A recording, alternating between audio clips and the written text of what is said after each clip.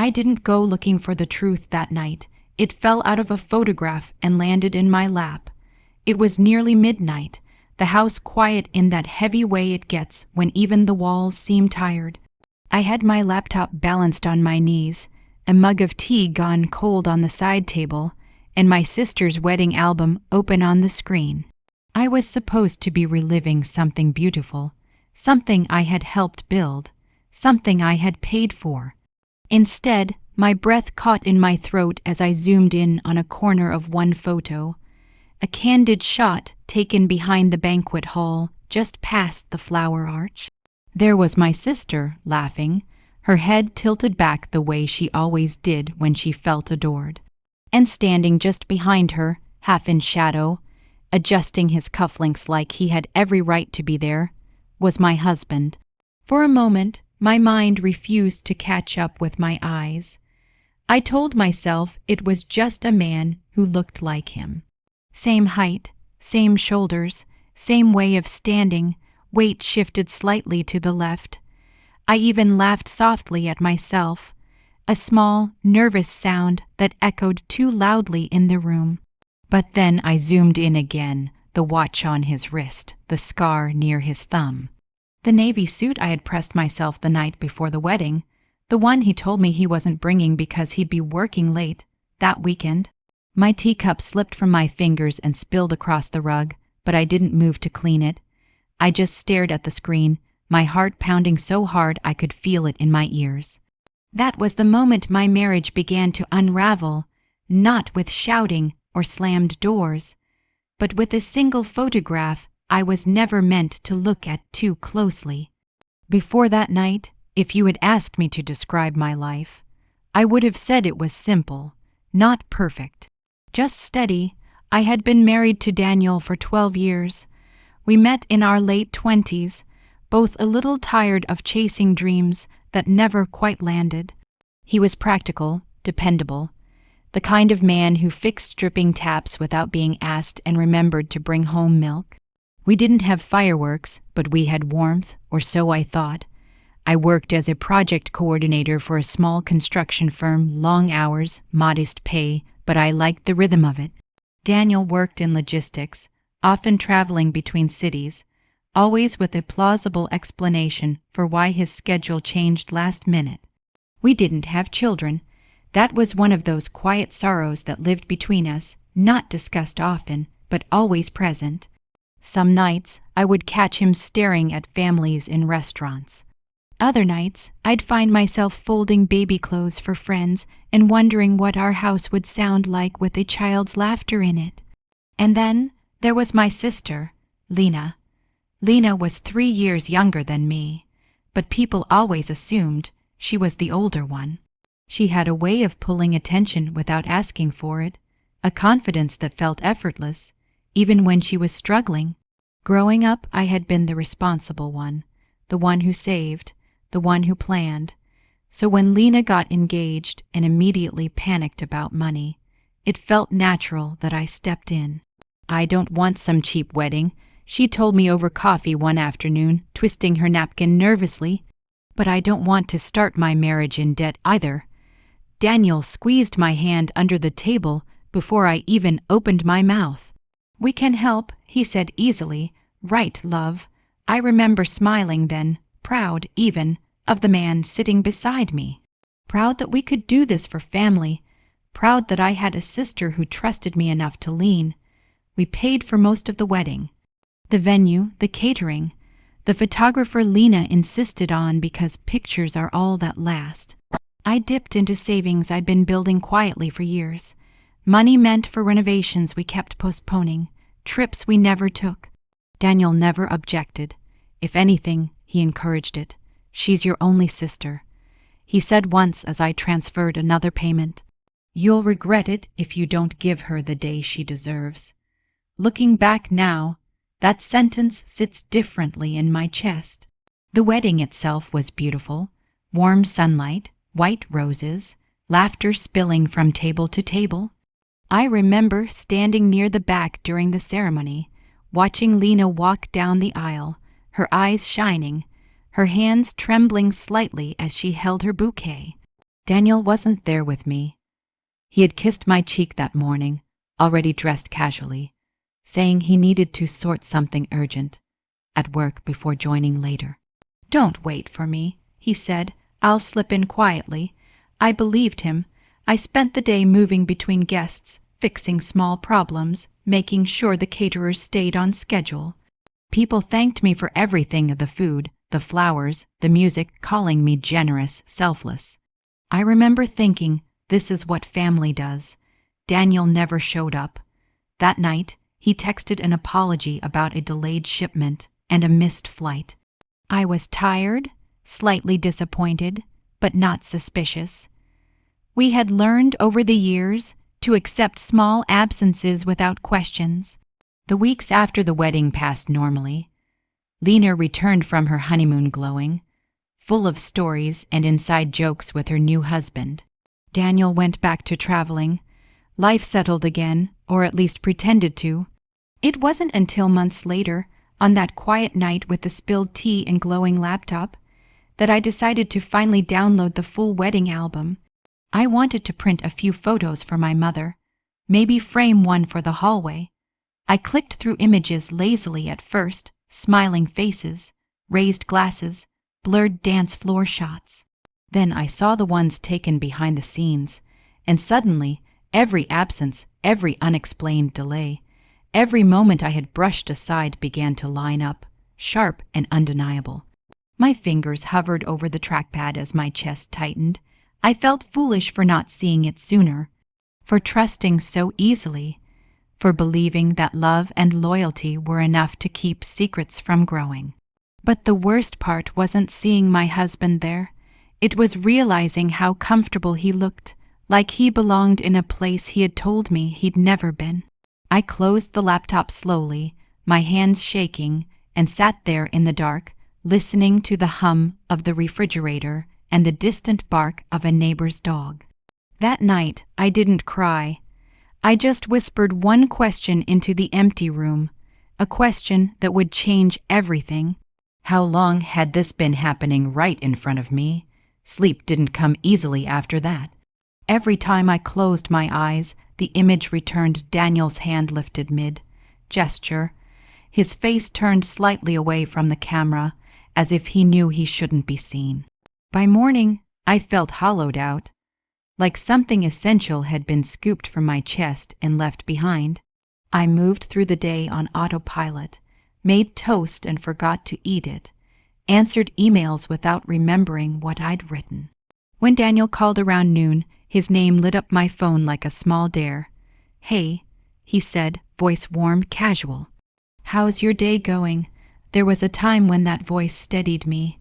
That morning, it felt like a lie pressing against my ear. "Fine," I replied, surprised at how normal I sounded, just busy. We talked about nothing, weather, errands, dinner plans. He mentioned he'd be late again. Of course he would. After the call ended, I sat at the kitchen table and stared at my hands. They looked the same as they always had: a faint scar across my knuckle, nails cut short, but they felt unfamiliar, like they belonged to someone who had missed something important. By evening, I made a decision. I wasn't going to confront anyone yet, not Daniel, not Lena. I needed to understand what I was looking at before I let emotion take the wheel. So I opened the laptop again. This time, I went through every photograph slowly, methodically, as if I were cataloging evidence instead of memories. I noticed details I hadn't before. Daniel's reflection in a mirror behind the bride's room, blurred but unmistakable. His shoes peeking out from beneath a table during the rehearsal dinner. His shadow on the wall in a hallway shot. He hadn't just appeared once. He had been there all along. My chest tightened as realization crept in. This wasn't a coincidence or a surprise visit. This was something planned, something arranged quietly, carefully, between moments I had trusted too easily. And Lena, she was in so many of those photos with him. Sometimes they weren't touching. Sometimes they were standing too close. Sometimes they weren't even looking at the camera. Their attention fixed on each other in a way that felt private, almost tender. I found one image that made my hands go cold. It was taken during the reception, just after the speeches. Lena was sitting on a low stone wall outside the hall, her heels kicked off, rubbing her feet. Daniel was crouched in front of her, fastening the strap of her shoe. The gesture was intimate, familiar, not something you did for your sister-in-law unless you had done it before. I closed the laptop again, my stomach churning. For the first time since the night before, tears came, not dramatic sobs, just quiet ones that slid down my face and dripped onto my collarbone. I wiped them away impatiently, almost angry with myself. Get it together, I told myself. You don't even know the full story. The next few days, I watched more than I spoke.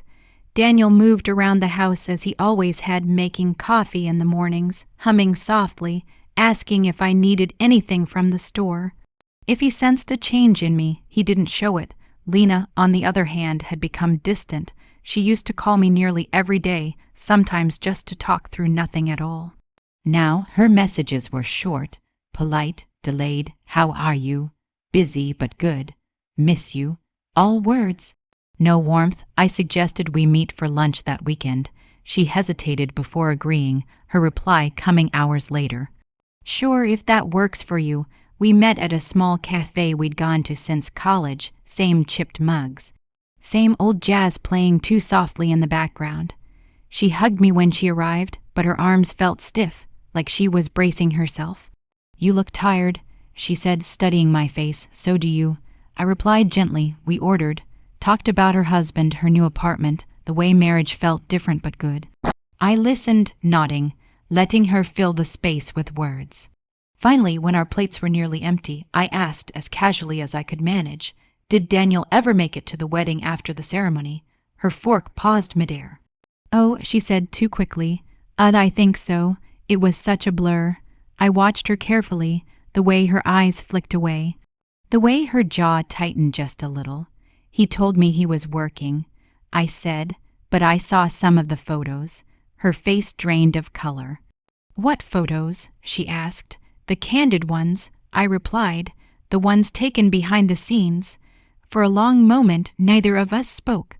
The cafe noise filled the gap, clinking cups, low laughter, the hiss of the espresso machine. Then Lena swallowed hard. I didn't think you'd notice, she whispered. Those words hit harder than any confession. Notice what? I asked, though my heart already knew. She looked at me then, really looked, and I saw something in her eyes I had never seen before. Fear, shame, and underneath it, a kind of stubborn resolve. I never meant to hurt you, she said. It just happened. I let out a slow breath, my hands trembling beneath the table. When? I asked quietly. She hesitated again. Then, almost inaudibly before the wedding, the room seemed to tilt. I gripped the edge of the table to steady myself. How long before, I pressed, she closed her eyes. Months of shared meals, holidays, laughter across the same table, months of trusting my husband and my sister in the same breath.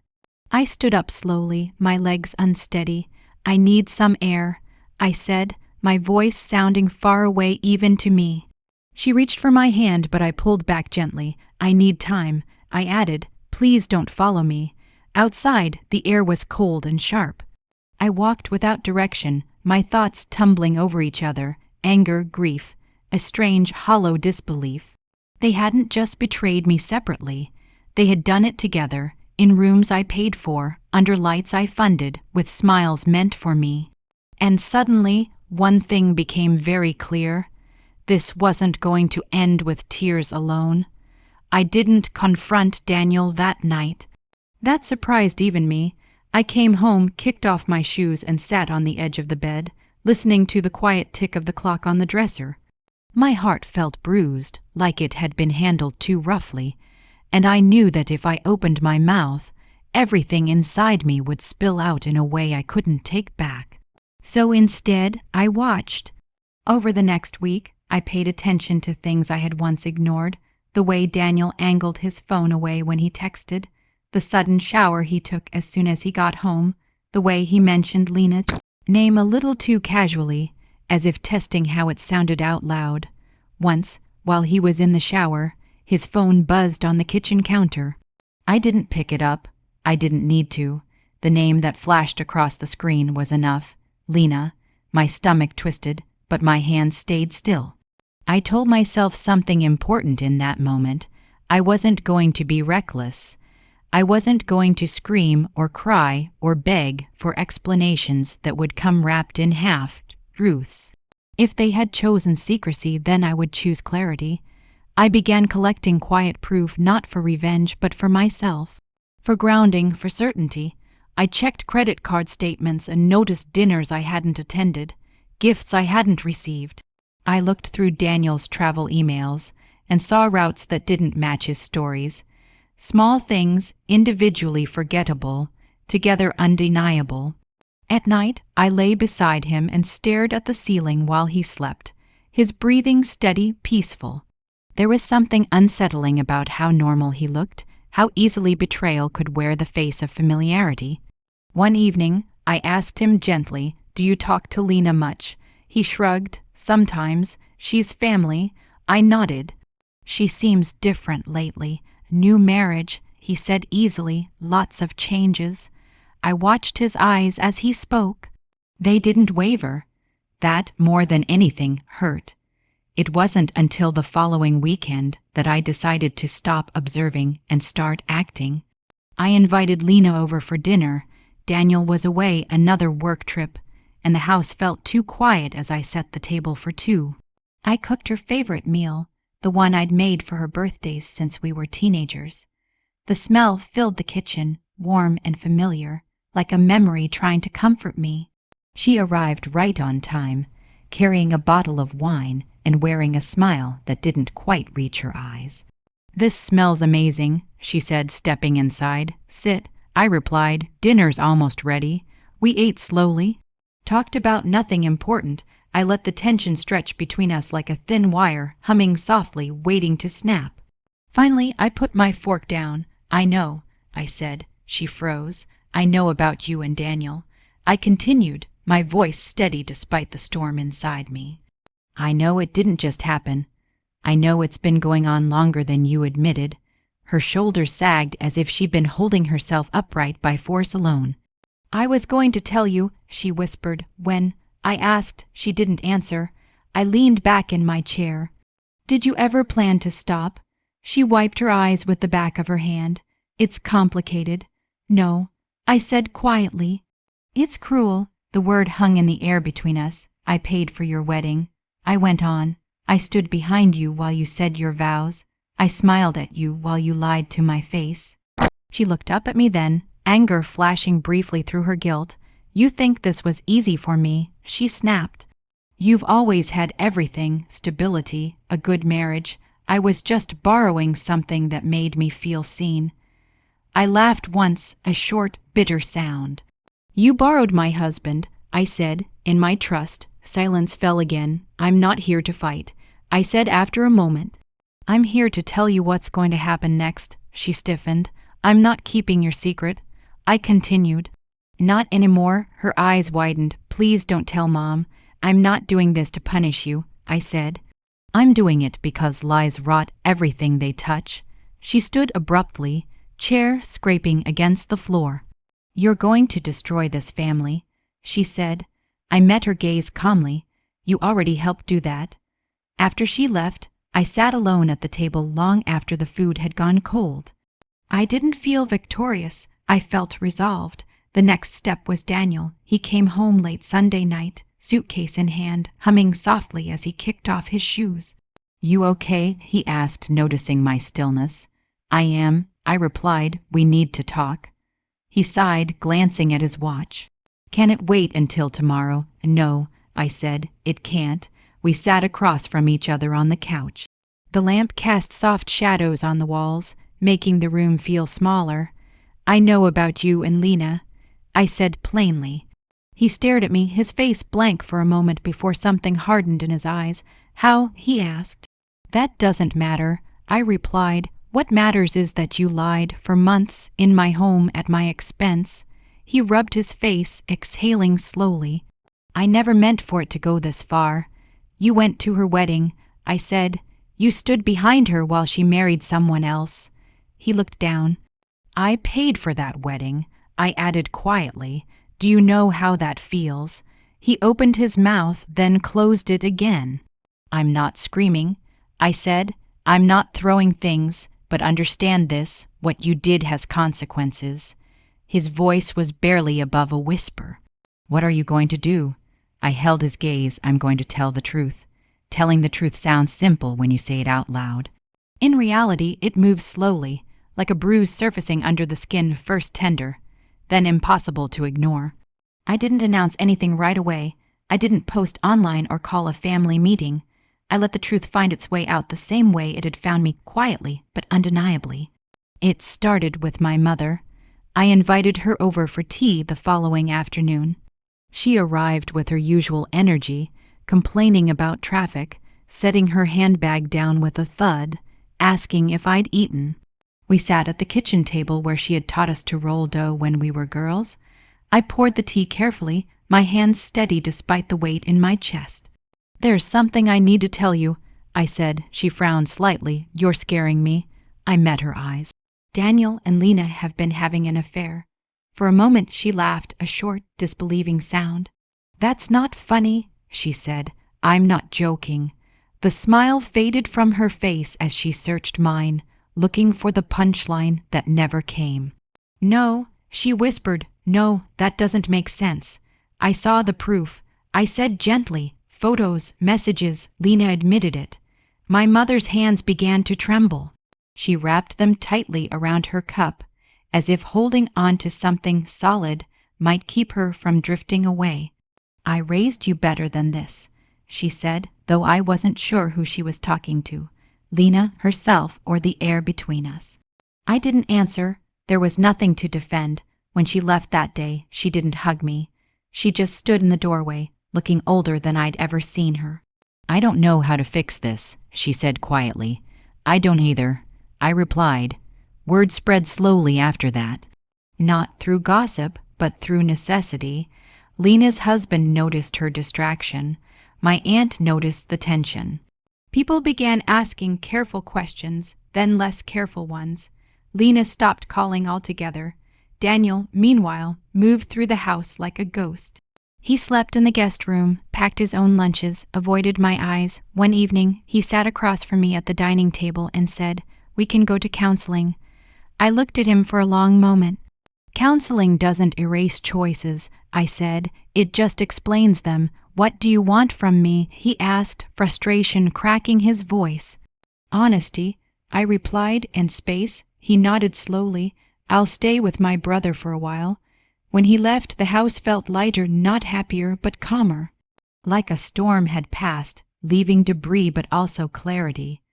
The real reckoning came a week later, at a family gathering I hadn't planned but couldn't avoid. It was my uncle's birthday, small, informal, everyone pretending things were normal. Lena arrived late, her husband beside her, his arm around her shoulders. She didn't look at me. During dinner, conversation stumbled along weather, work, trivial updates. Every clink of cutlery felt loud. Every laugh felt forced. Finally, my uncle raised a toast to family. He said, "May we always find our way back to each other." The words hung in the air, heavy with irony. Lena stood up suddenly. "I need to say something," she said, her voice shaking. All eyes turned to her. She looked at me, then really looked, and I saw something raw in her expression. "I betrayed my sister," she said, "and my husband and myself." Gasps rippled through the room. I thought I could keep it separate. She continued, tears spilling freely now. "I thought no one would get hurt. I was wrong." Her husband stared at her, stunned. Daniel wasn't there, but his absence felt loud. "I don't expect forgiveness," Lena said, "but I won't hide anymore." Silence followed. Then her husband stood quietly and walked out. The gathering ended shortly after. That night I sat alone again. The house quiet but no longer hollow. I felt tired, deeply bone. Deep tired but also strangely steady. The truth was out, and with it came consequences I couldn't control. After that night, everything split into before and after. Before, I had believed that love, or at least loyalty, was something you earned by being dependable, by showing up, by paying your share and then some. After, I understood that people don't always betray you because they hate you.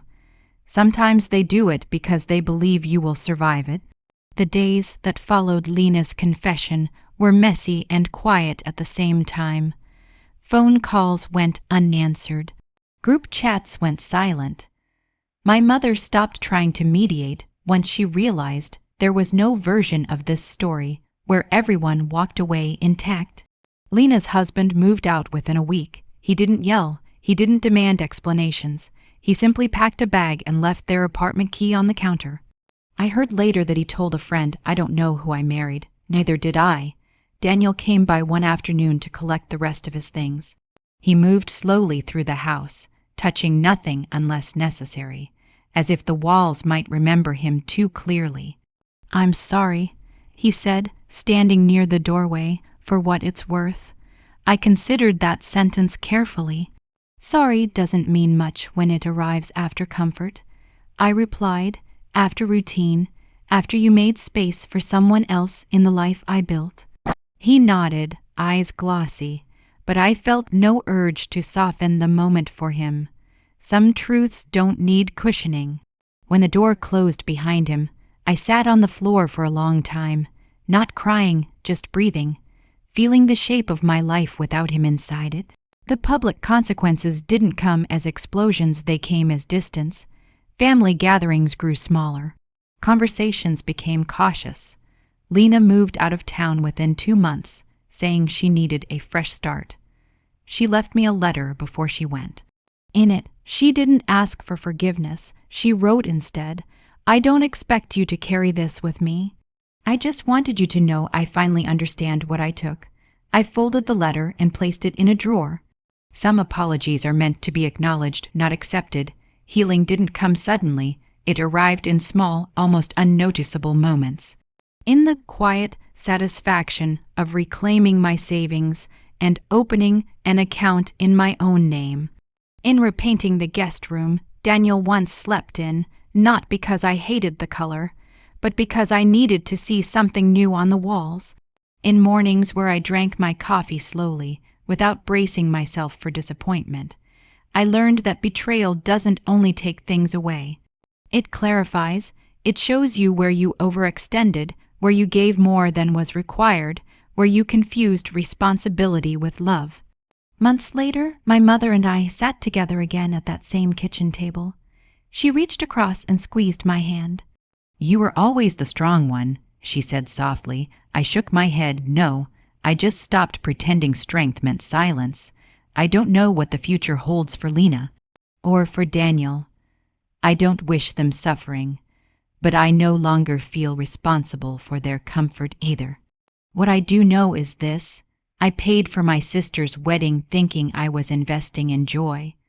I discovered my husband in the photos and learned the cost of misplaced trust.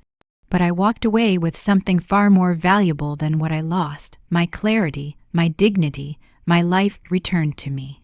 And if you're listening to this story right now, maybe carrying a truth you haven't named yet, I want to ask you something gently.